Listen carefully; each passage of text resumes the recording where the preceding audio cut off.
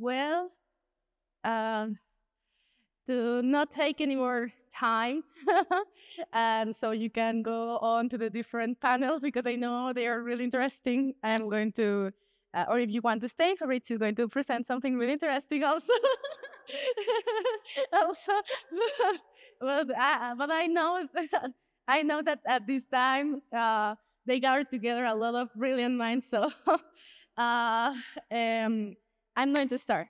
My name is Clarissa. I am a philosopher from Pontifical University Javeriana in Bogota. I have been publishing, but more in a literacy kind of way, poems and all of these kind of things in Mexico.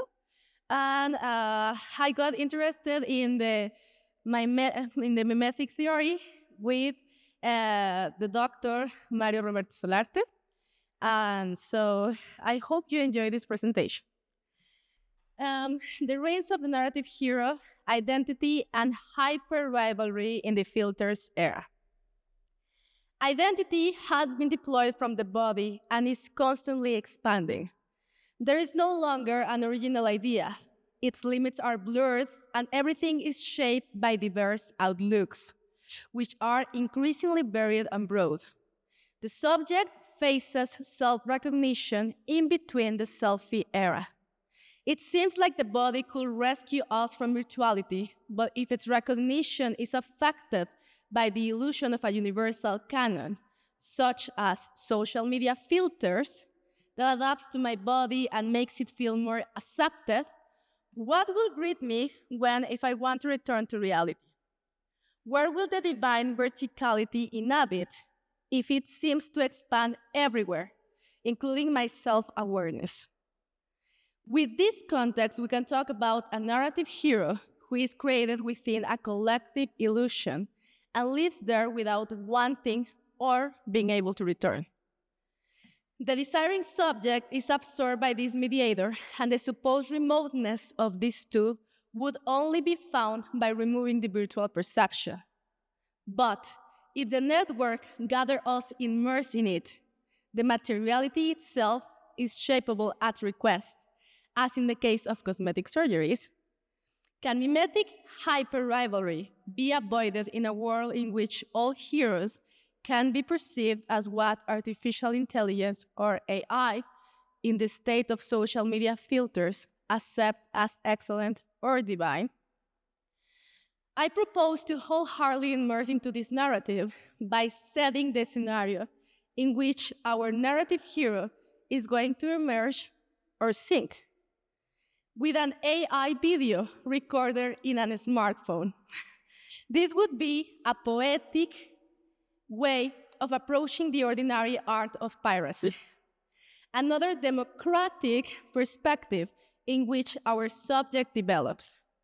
The myth of Procrustes, solicited by the author of this script, beautified and executed by AI, reproduced without paying by the virtual eyes of the original creator. Can you le puedes poner play? Es que le tienes que poner play. ¿Le voy a decir? No. It's fair. Sorry, technical problems. Le puedes subir. The soft strains of Mozart's Requiem, El Labrar, a haunting melody that seemed to echo his dark intention. A knife in his hand gleamed in the dim light, a deadly instrument of precision. The man's feet dangled over the edge of the bed, a grotesque sight that filled Procrustes with a sick sense of satisfaction. This traveler, like so many before him, would be made to fit the bed. His body would be stretched or cut, whatever it took to make it conform. With a steady hand and a cold determination, Procrustes moved closer to his victim. The man stirred in his sleep, unaware of the danger that loomed over him, and as the music faded into silence, the room was consumed by darkness, leaving only the sound of the blade slicing through flesh. Now, I wrote the script. I was the original creator, but artificial intelligence executed the idea, okay? Then I recorded with my smartphone because I didn't have $29 to pay for this. So, the psychology of Procrustes, the psychology of the character of Procrustes, is the context where the narrative hero inhabits.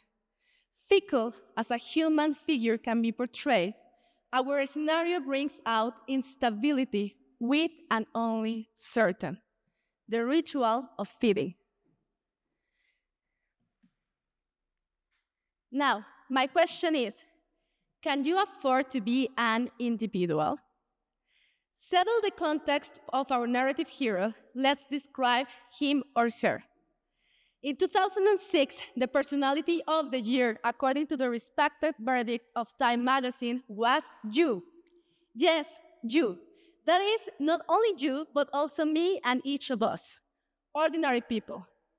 A mirror shone on the cover of the publication and invited readers to contemplate our personalities, shining on the highest media podium, one that has celebrated the most influential mind worldwide.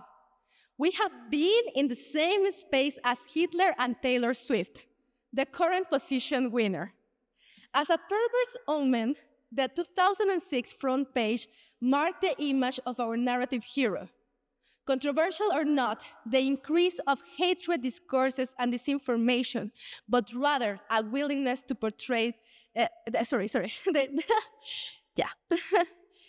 controversial or not, the author of that remarkable cover is still convinced of the power of self, not only with the increase of hatred discourses and disinformation, but rather a willingness to portray the benefits of the most influential person in 2006, and in a closer Web 3.0, you, the creator and influencer. This portrayal of self-power leads to a megalomania of the self, a hypertrophy of self-narrative, watched by a spectator who's also likely to expose and create herself with that greatness. Everyone wants to be heard, watched, reaffirmed. The magnanimous show of the observer who becomes an amateur conveys in the unprecedented race of a new supernova, the influencer. A narcissistic display of the ordinary zooms in the scenario, blurs the horizon between the play and the audience, which accelerates all kinds of mimetic desire interactions, exhibiting a magnificent regular self. But what does this sudden exaltation of the small and the ordinary, the everyday and the common people imply? It is not easy to understand where this strange situation is pointing, which, through a permanent incitement to a personal creativity, eccentricity, and the search for differences, never ceases to produce disposable copies of the same thing. Paula Sibila, an Argentinian anthropologist, states in response to a question generated thanks to the decline of self-exhibition. What does this sudden exaltation of the banal mean? This kind of satisfaction at confirming one's own and others' mediocrity. There's a self-narrative hero who has grown among the similar other, an excessive creation of a subject that seeks to develop within an hegemonic subjectivity. The prophetic 2006 Time magazine cover seems to zoom our narrative hero in a dystopian present, whereas interaction peer-to-peer or collective against collective makes a dramatic fall into hell, which could, in the words of Girard, be defined in non-religious terms, in terms of what happens to us when our relations with others are dominated exclusively by our desires and theirs, and the relationship dominated by their desires and ours, turning our relations into an inextricable entanglement of identical and antagonistic desires, which result in endless frustration. The narrative hero, who has assumed social media as the designated place to exist, would, as the beginning of our exposition claimed, have the urge to fit. Identity collapses into Procrustes' bed, an ideology. where frustration is at its worst, emerging not the deprivation, but the disenchanted outlook of a narrative hero that has become into a masochist. Now, with this, I propose the Franken self. To display this term, let's focus on the work of Me and My Partners by Virginia Paniagua, an image of the face of the artist generated with thousands of screenshots of her partners during online actions carried out at the chat roulette social network. The narrative hero, the one that could deploy from the subject who desires and make him convert in the same way Gustave Le Bon expressed, Je suis Madame Bovary, has evolved in nothing but the pieces of the others. It chooses the filter of the day, converting his digital skin into a mask that makes him or her identical to another. With this kind of Franken self, whereas the other could exist if he or she determines myself or easily becomes a mirror. The term of hyper-rivalry is born. To portray this apocalyptic situation, the work of art of Virginia is marvelous. Having the chance of portraying herself with images of unknown people captured during their chat roulette sessions. During this experience, Paniagua detected in this playful communication between person and person ended in a dialogue with oneself. Communication with a stranger was, then, a more attempt at self-representation in solitude, where the partner supported my ego. The aim of this artist and researcher is to demonstrate that, in practice, social networks do not only maintain their basis in the assumption of connection and status, establishment of links, exchange of experience and reciprocity, affinity, or the mere desire for knowledge of the other, but in the consciousness and exhibition of one's own identity, pure self, constructed by the other whom I really don't care about. As self-perception and consciousness meditated by technology would end up in the deprivation of the awareness of the other, taking aside the possibility of redemption and therefore the acknowledgement of the always present mimetic desire. When everything reverts to me, the limits of the universe are reduced to self-perception and culminate in full consciousness. The self is not only the center other of that universe, but the universe itself. The romantic lie relies under our skin, and it expands where horizons are unlimited. The IoT, AI, Web 3.0 denies any opportunity to stop. With this, we can only return to Girard's words. The individualism of our time is really an effort to deny the failure of desire. Those who claim to be governed by the pleasure principle as a rule, are enslaved to models and rivals, which make their lives a constant frustration. But they are too vain to acknowledge their own enslavement. Mimetic desire makes us believe we are always on the verge of becoming self-sufficient through our own transformation into someone else. Our would-be transformation into a god. In a world where the so-called masochist, in René Girard's theory, function and has the spaces to develop his own life of the biggest stone to lift, the idea of God among us, or a man being the God of another man, is not only possible, but it goes beyond. The subject accepts his or her mediator by always reaffirming him or herself. The struggle for recognition will increase as much as the other participates or not with this interaction. And as it gets closer, the internal mediation is continuous and violent. As René Girard would point out in the chapter 4 of the Cid, the Cire, and the novel about the coquette and the double mediation it provokes, the favor she finds in her own eyes is based exclusively on the favor with which she is regarded by others. For this reason, the coquette is constantly looking for proofs of this favor. She encourages and stirs up her lover's desires, not to give herself to him, but to enable her the better to refuse him.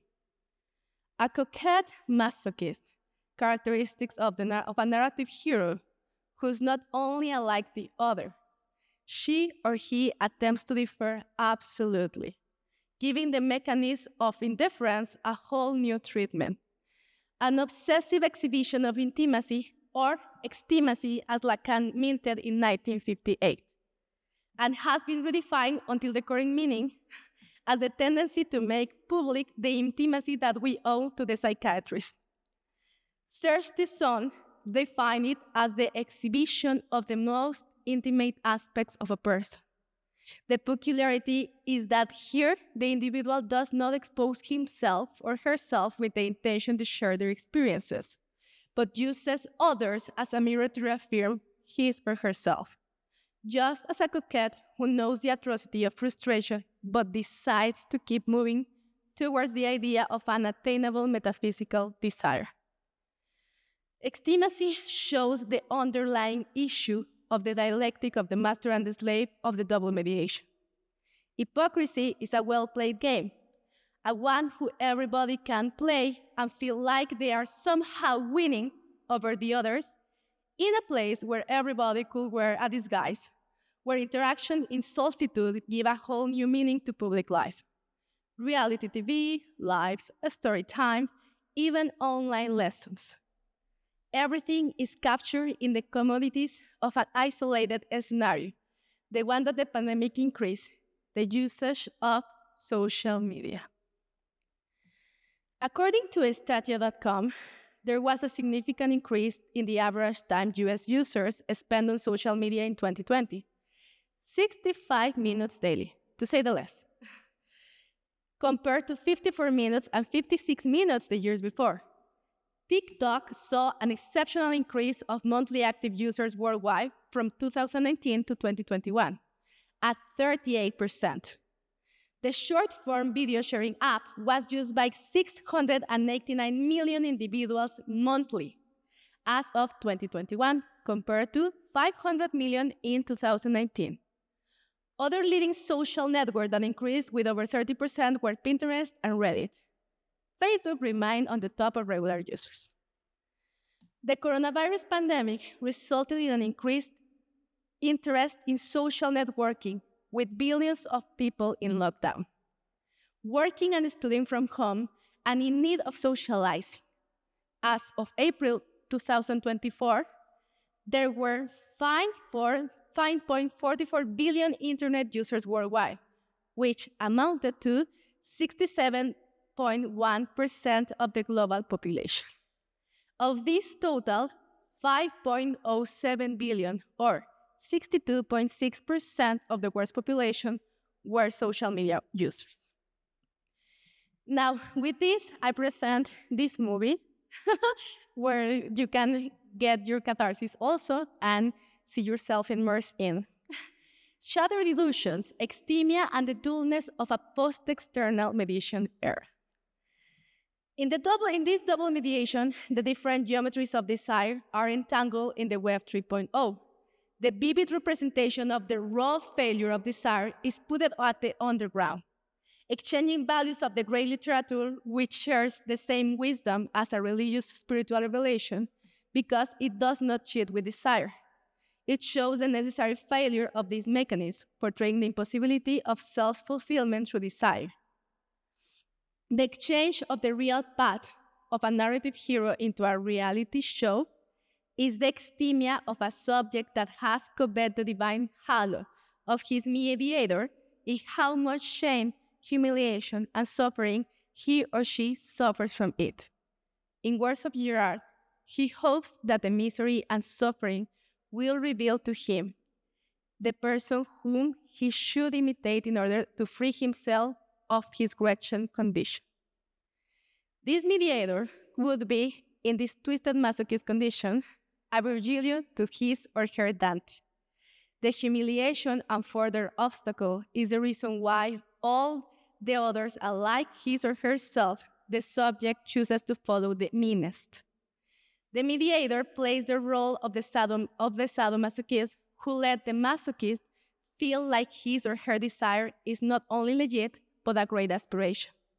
As Girard would point out in the erotic scenario, but in this time in social media, which not only sets the context, like I show in the procrusted myth, and the mediator, as I like to call it, the sadomasochist, the influencer, or the narrative hero itself, the one that the subject creates in these digital worlds. It is also a savage romantic guidance to the outsides of hell.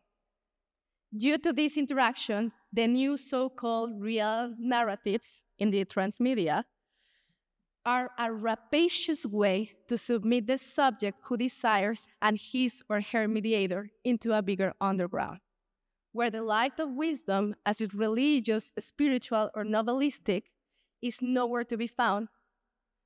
And with this, let's not forget that more than a half of the worldwide population consumes and creates in this context.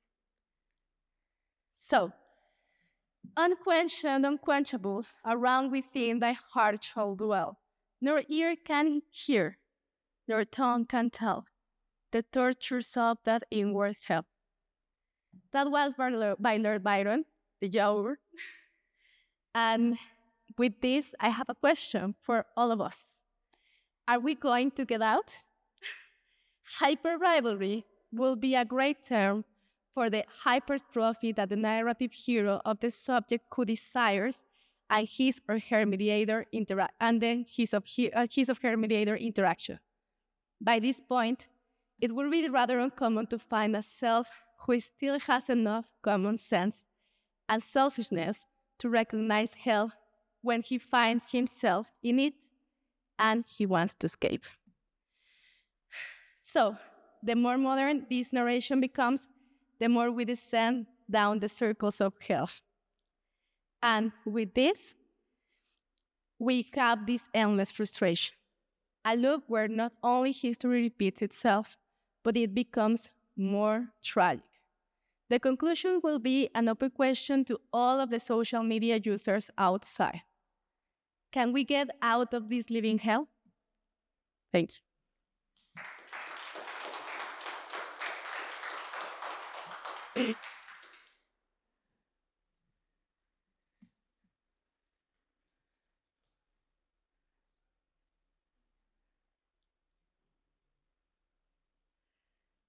Okay, yeah, questions? Thank you. That's one. You're Sir. So we've seen a decline in fertility across the world, and certain or many actually countries now are below replacement.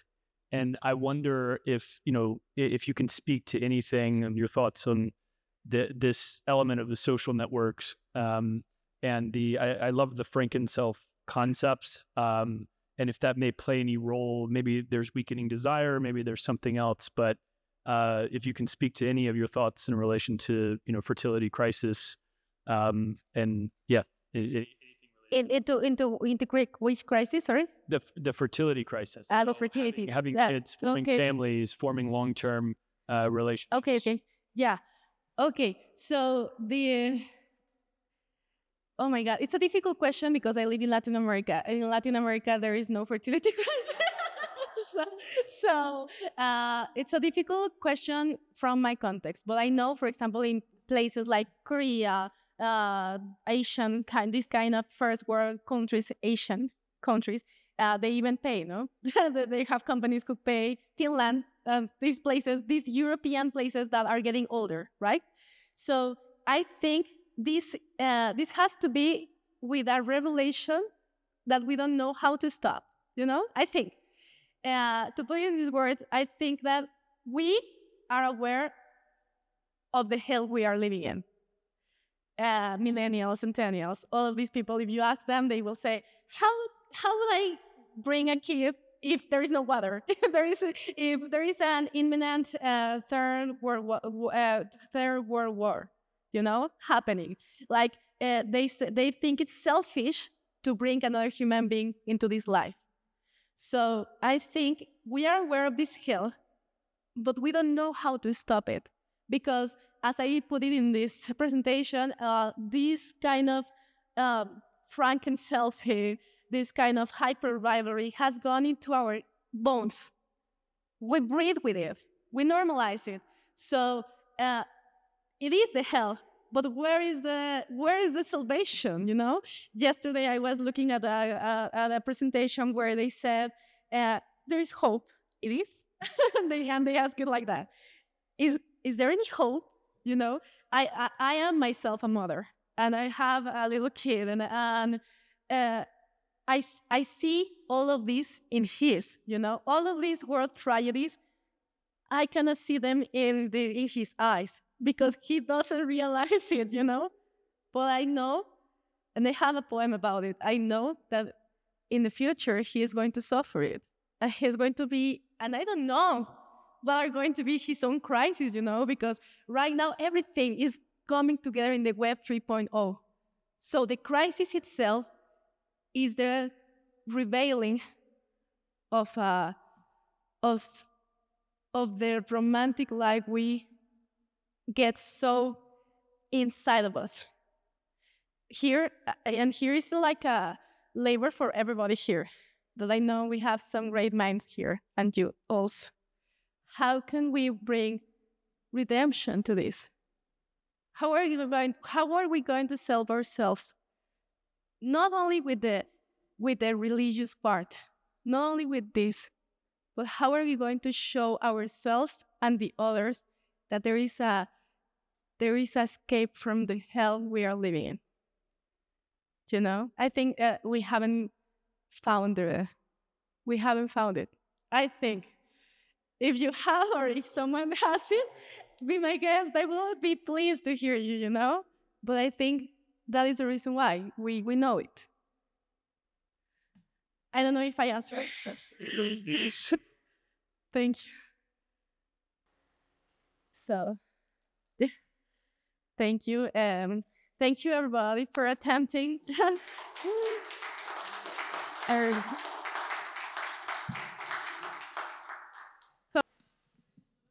Right. Hi, everyone. Do you hear me? Yeah. It's not for it's for a period. The record. Okay. Perfect. So I prefer to stand up to show better my slides. I'm Fabrizio Arcuri. I am a PhD student in sociology at University of Bergamo, and my research is about the manosphere, a set of groups, forums online that are the home of men that share misogyny traits and political far-right attitude. Today, I want to talk about a phenomenon that is very similar to this kind of aspect of the manosphere, and it's digital folklore. Maybe there is some connection with the first presentation because we are here to talk about the presence and the power of images in our society. And I think that the digital world is the world that is very full of these images, and it shows the real power of images. In particular, with digital folklore, we can consider the proliferation of nonsense images like meme, emojis, and GIFs, and they are only on the surface funny because very often this kind of content, like in the manosphere, is accompanied with conspiracy theory, political ideologies, and other negative stuffs. In this sense, I want to show why this set of content styles that we call digital folklore by recent studies have this success in the digital sphere. Can the increasingly mainstream nature of digital folklore have effects also in offline life? And if yes, in that case, what would they be? In this sense, folklore has a very long traditional history, academic history, because the tradition of studies folklore is conceived like the other sphere of civilized society, of the modernity. So in this sense, we can regard the folklore in two waves: the romanticism wave, that exalts folklore as the authentic expression of people, the volcaized, the soul of people, of the nation, of the state, and also the positivism that conceptualizes it as the survival of an ancient era, barbaric era. In this sense, in the 50s and 70s, folklore begins very different stuff, because in the present year, folklore was studied with the category hegemony subalternity from Gramsci studies. So folklore is intended like a way to contrast the dominant culture, and is a way for the folk to express itself. But in the 50s and 70s, folklore moves from being an object of study, and it becomes a particular type of mass consumption. So it is a product of the culture industry that Adorno and other philosophers have studied in Francoforte.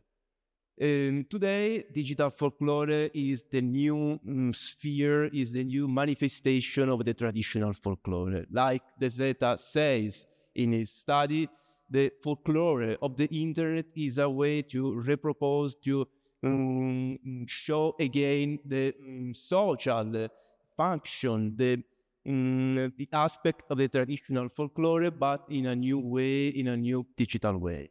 In this sense, the study about the digital folklore is divided in the folklore of the internet.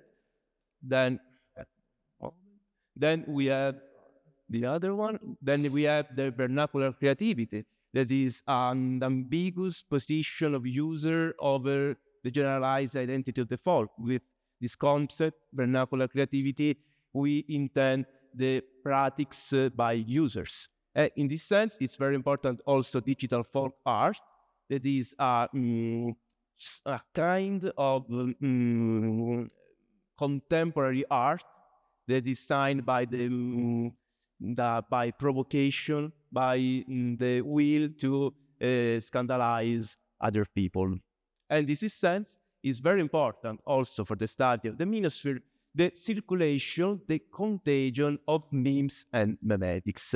In fact, the legends, the characters, the most important characters of digital folklore have these forms of memes, and they spread on social medias and other platforms with the contagion of memes. But folklore, digital folklore, is also a phenomenon that we can find in the real life, in the offline life, because very often we can see live performances, so club nights, organization of festivals that materialize the circulation of memes, the circulation of content of digital folklore. And I will show you an example of this. For this, in this sense, I think that we can study, analyze digital folklore through mimetic theory. In particular, I want to show you this is a part of an interview that you can find in a new book of Professor Stefano Tomelleri that works in Bergamo. And in the first part of the book, you can find the interview that Professor Tomelleri had with René Girard. And this interview concerns contemporary art. In particular, Girard says that contemporary art are a manifestation of more subterranean escalation, which are the negative ones. In this sense, the history of contemporary art like the way, the expression of minimalism, but also with pointillism and divisionism. It's a way to eliminate the subjects, to eliminate the structure, to eliminate the we can say the external mediation of art. And what we can find now in the digital folklore, for example, is a very a cries of and differentiation, because there are not models, there are no shapes, very feature shapes, but we arrive at aesthetic, says Girard, of whatever. In this sense, in the digital folklore, with the memes, with other characters, everyone is an artist. Everyone can say what art is, and everyone can show the opposite of traditional art. The traditional art is famous for the equilibrium from the shape, the cult of shape. Digital folklore shows the contrary, shows the provocation, shows the obscene. In this sense, like Professor Tomelleri said in his book, the obscene is the authentical manifestation of our organization of social relations, but also of the aesthetic forms. Because in the negative escalation of our time, we can see that in the aesthetic of whatever, there is a tendency for the obscene, and the obscene is considered like the unacceptable aspect, the disgusting aspect of mimetic desire. In this sense, we have a proliferation of digital folklore, and a manifestation of this proliferation is the trash culture. In Italy, we have a lot of social media groups, forums about trash culture. And trash culture, and particularly the trash star, are manifestation of this way, of this will to scandalize other people, to be foolish, to be in a very caricatural performance of contemporary art. And in this sense, according to Professor Tomelleri, the obscene culture, the aesthetic of whatever, is a way to attract the attention of other people, so other users of social media, and a way to manifest the self, a new way to have importance in the very large set of contents of online world. The example that I want to show you is Shrek. Shrek is very popular, is very famous, because he's the protagonist of a saga of movies produced by DreamWorks, and I think that a lot of children have grown with the Shrek character.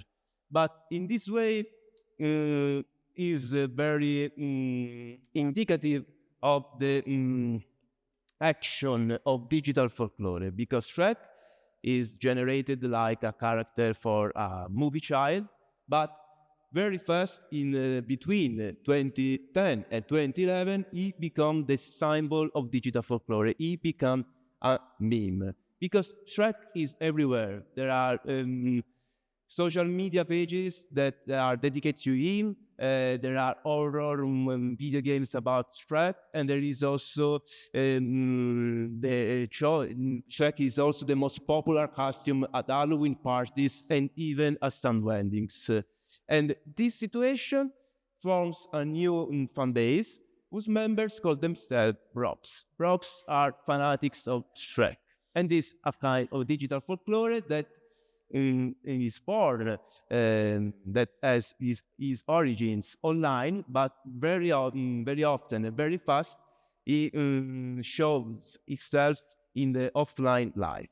For example, like I said before, there are a lot of customs about Shrek, there is some weddings about Shrek, and also there is festivals about Shrek, in which every year the Broks Shrek fans united in this city to listen the soundtrack music of the movie, to share their passion for the characters.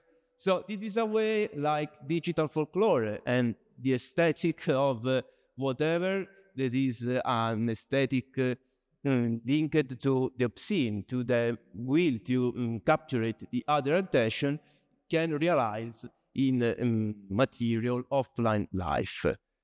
But we can talk about two hypotheses because Shrek is very famous. He becomes a very famous memes, but maybe it's not just funny. Maybe there is some deeper about Shrek. For example, an Italian YouTuber that also is a philosopher, Pierre, he talked a lot about Shrek. And he thinks that the popularity of the Shrek memes represent the exacerbation, the proliferation of parody. With parody, we can make jokes about every aspect of the world. We can find memes about the wars. We can find memes about the COVID pandemic. We can find memes about every tragedies of life, because this is an aspect of the black humor. This is an aspect of the will to laugh about everything in the world. But this implies, for Dufer, the crisis of meanings. If we exaggerate with these forms of memes, if we exaggerate with Shrek, we can have a crisis of representation, a crisis of meaning that can have tragic effects on real life. An example, according to Dufer, but also according to very large sociological literature, there is an expansion of depression about young people, about the youngest. And the youngest are the people that use these social networks, are the people that share this kind of memes, and they are I think, the most present people in digital folklore stuff. And so there is depression, and this kind of crisis meaning risk as a risk, and this risk is leading toward irrational views. So we have not any reference to our life. We cannot give meaning to our lives. So we can resolve this situation by accept irrational views, or worse, we can embracing authoritarian or neo-authoritarian solution. And in this sense, digital folklore is very similar to traditional folklore, because traditional folklore in the past was used by fascism and Nazism politics to better have a relationship with the people of that time, to legitimize their power. So the second hypothesis is that this kind of stuff, this kind of contents of digital folklore is also a form of irony, and this kind of irony is a weapon and a declaration of war.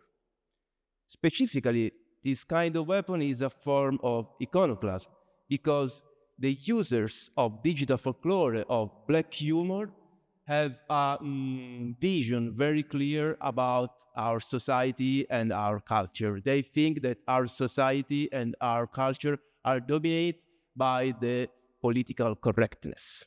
So they want to use, so there is an appropriation of pop content, pop characters, to transform these characters, these memes, against the political correctness that, according to them, is dominated in all social media.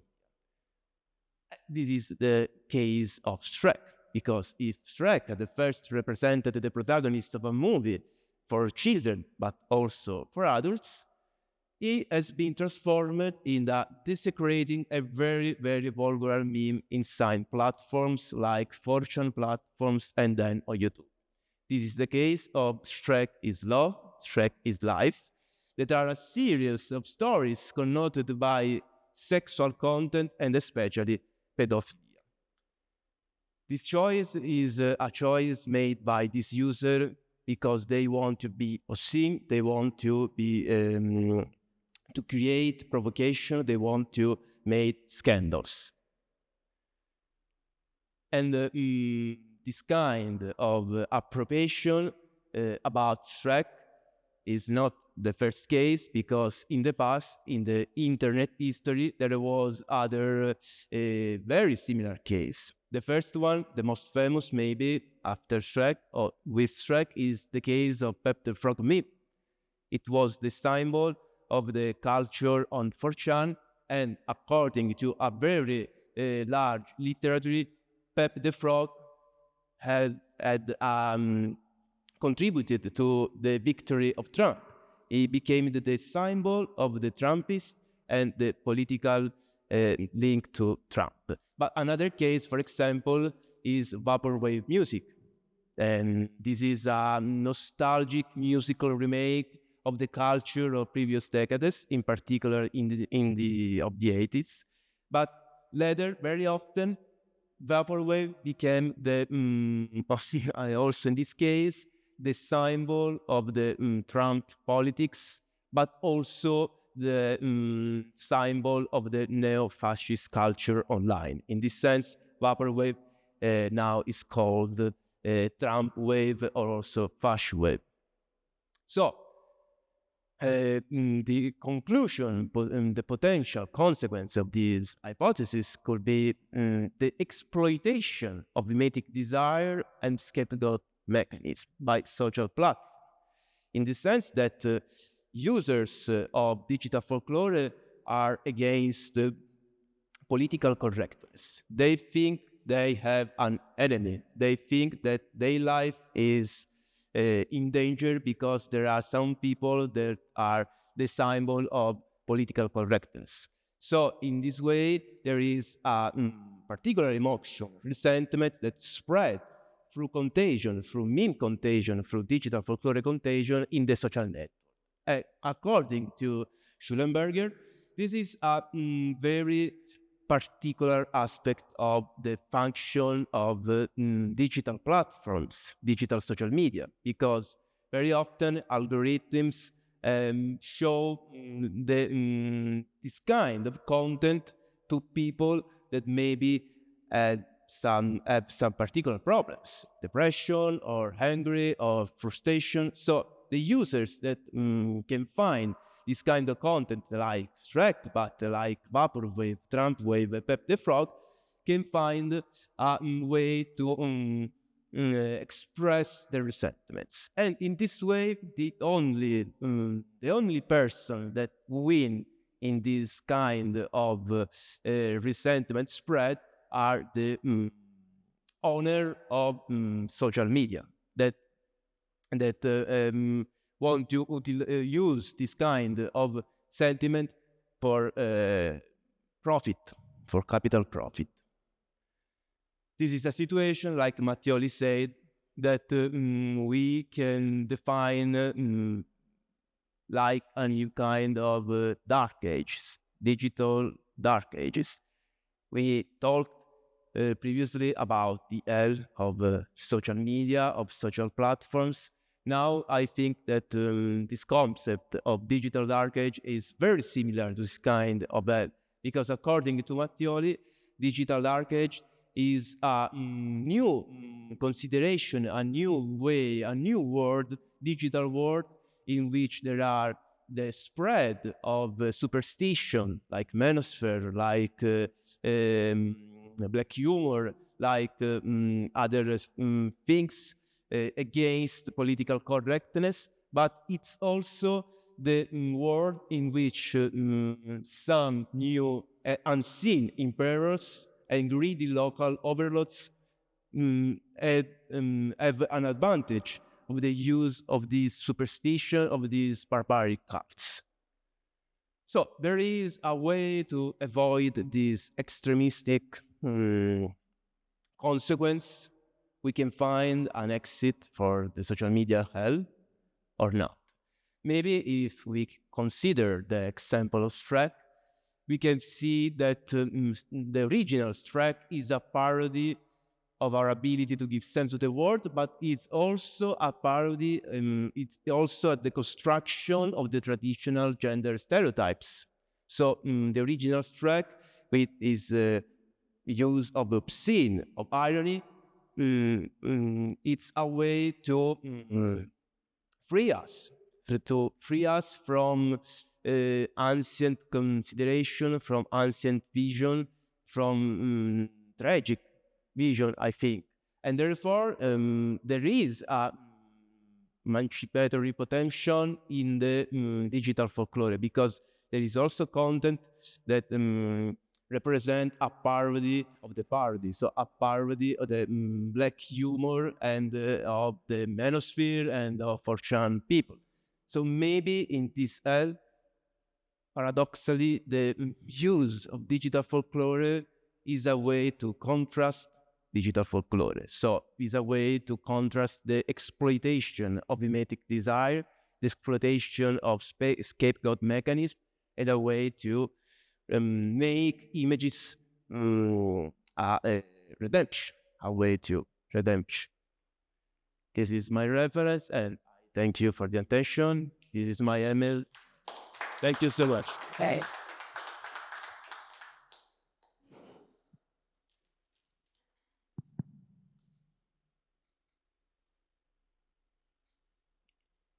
Yeah. I think I have a question about the thing you to get for that. Wait.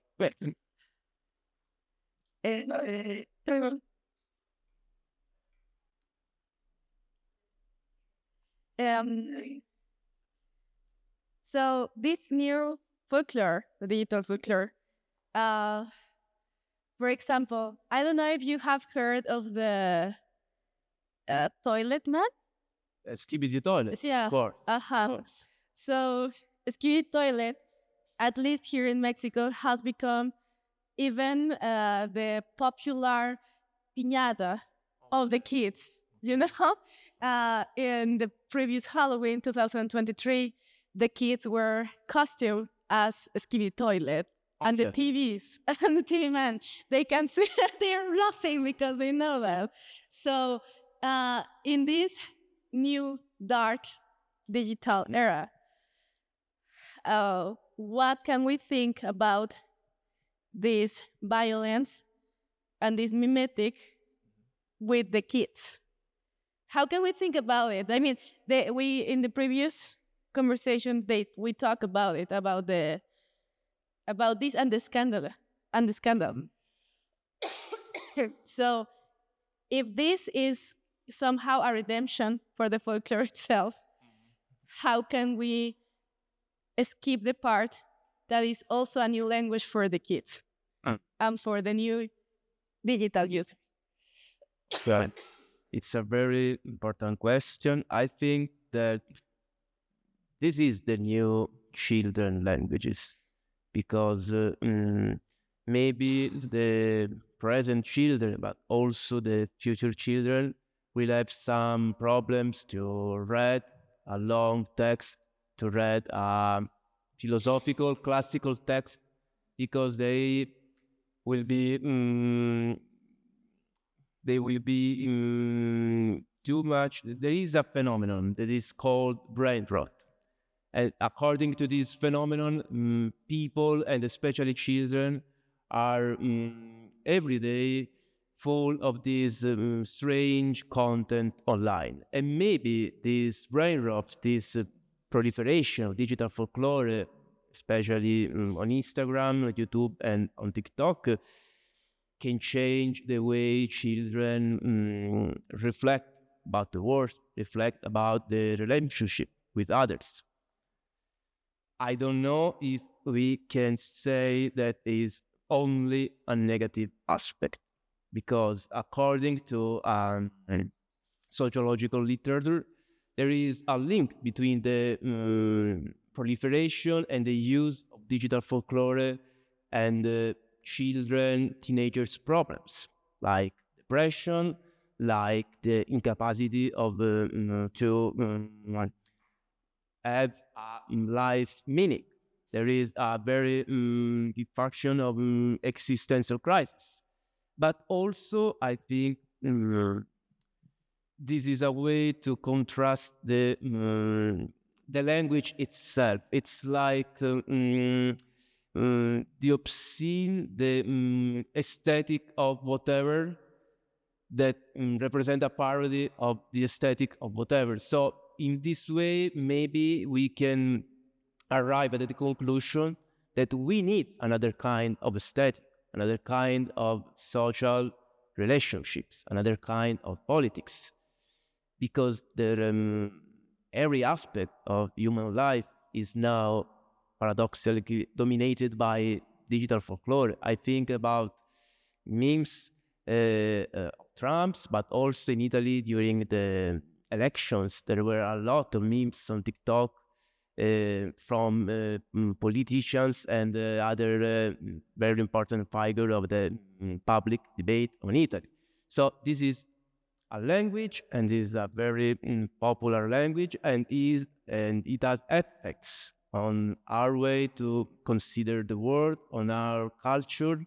But at the same time, like Jack said in a book about trash culture, the proliferation. Trash culture is also a way to indicate the absence of the sacred, the absence of a way to organize better our humanity, our social aspects, and our relationships.